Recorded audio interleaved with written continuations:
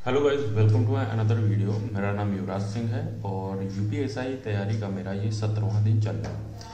17वां दिन चल रहा है। तो कल था संडे, तो कल पूरा मॉक डे था और आज से स्टार्ट कर रहा हूँ अपना शेड्यूल। तो आज की टू डू लिस्ट में क्या है आपको दिखाते हैं। यूपीएसआई डे 17 चल रहा है। सबसे पहले मैथ करेंगे। मैथ में एलसीएम एचसीएफ नया चैप्टर स्टार्ट कर रहा हूँ और राहुल तेवतिया सर से। ठीक है। करंट अफेयर में करूँगा अप्रैल की current affair, monthly current affair कर रहा हूँ। 3-4 दिन लेता हूँ एक करंट अफेयर, 30-30 मिनट करके ख़त्म कर रहा हूँ। इसमें पॉलिटी की आज क्लास 20 है और रीजनिंग में इनपुट और आउटपुट करेंगे क्लास। ठीक है।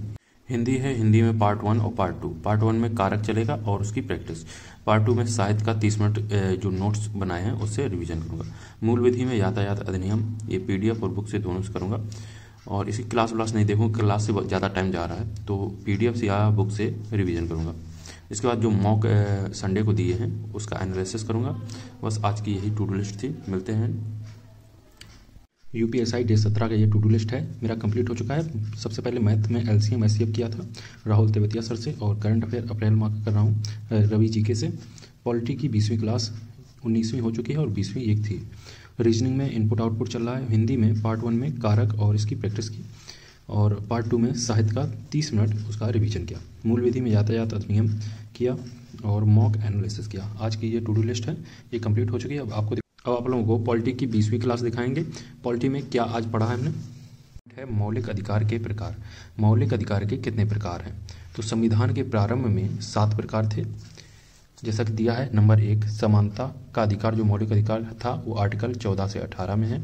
दूसरा है स्वतंत्रता, ये आर्टिकल 19 से 22 में है। और तीसरा है शोषण के विरुद्ध अधिकार, ये आर्टिकल 23 से 24 में है। चौथा है धार्मिक अधिकार, जो है आर्टिकल 25 से 28 में है। और पांचवा है सांस्कृतिक, ये आर्टिकल 29 से 30 में है। छठवां संपत्ति, आर्टिकल 31 में। सातवां संवैधानिक उपचार, ये आर्टिकल 32 में। अब देखेंगे वर्तमान में सिर्फ 6 जो मौलिक अधिकार हैं वो बचे हुए हैं। संपत्ति का जो मूल अधिकार था, ये छठवां जो था संपत्ति का मूल अधिकार आर्टिकल 31, इसको कैंसिल कर दिया गया है 44वें संविधान संशोधन 1978 द्वारा। इसको विधिक अधिकार, मतलब आर्टिकल 31 से 300 का में डाल दिया गया है। ये विधिक अधिकार बना दिया गया है। मौलिक अधिकार से विधिक अधिकार में परिवर्तन हो गया। मौलिक अधिकार का विभाजन किस प्रकार? आर्टिकल 12 से 35 में है। तो देखेंगे आर्टिकल 12 और 13 ये मौलिक अधिकारों के बारे में उल्लेख किया गया है। और आर्टिकल 15, 16, 19 और 29 और 30 यह है मौलिक अधिकार। नागरिक मौलिक अधिकार, मतलब केवल भारतीयों के पास होंगे, जो भारतीय हैं उनको ही ये अधिकार मिलेंगे। ये आर्टिकल जो 14, 20, 21, 22, 23, 24, 25, 26, 27 और 28 ये भारत में रहने वाला कोई भी हो उसको ये अधिकार मिलेंगे, चाहे वो भारतीय नागरिक हो या विदेशी नागरिक हो। देखेंगे आर्टिकल जो 17, 18 था ये कुछ प्रथाओं का अंत था।